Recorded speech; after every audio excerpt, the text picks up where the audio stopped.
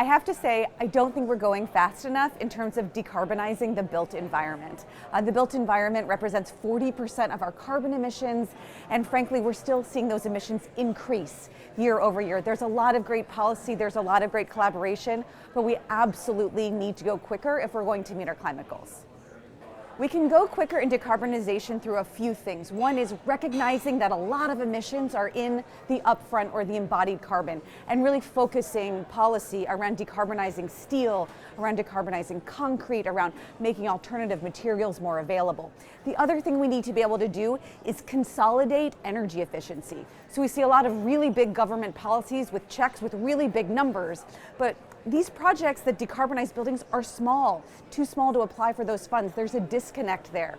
So how do we get either big chunks of money to agencies and other entities that can then distribute the money, or can we consolidate demand in order to apply for larger amounts? It's very frustrating because I think all the money we need for the next 5 years is available, but getting it to where it's going to be most impactful is something that we're really struggling with.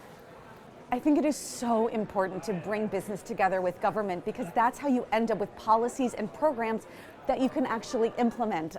We have seen it happen over and over where there is a great, very well-meaning policy, but the way that it's written can't be unlocked. For example, the original version of 179D, which in America is the only federal program around energy efficiency, basically was utterly unused. And that's because it wasn't written with sort of buildings in mind in terms of who takes the benefit if there is a tax break.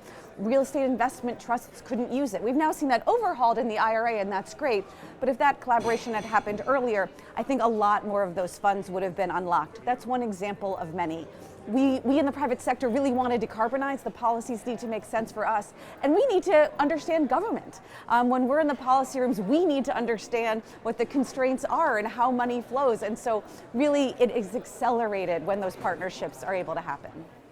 I am so excited about so many of the climate group initiatives around decarbonizing the built environment. Lendlease has made the ambitious goal of being absolute zero carbon across every scope, including scope 3 by 2040. In fact, we just published our scope 3 protocol of what's in our inventory. We know that concrete and steel are really, really big parts of our scope 3 emissions. We're so excited to be members of Steel Zero. We want to get to zero carbon steel. Our European business is members of Concrete Zero, and we collaborate a lot with Concrete Zero. Decarbonizing those materials could not possibly be more important, and we really need the leadership of the climate group to bring together all of the stakeholders to make sure we're decarbonizing those sectors as fast as possible.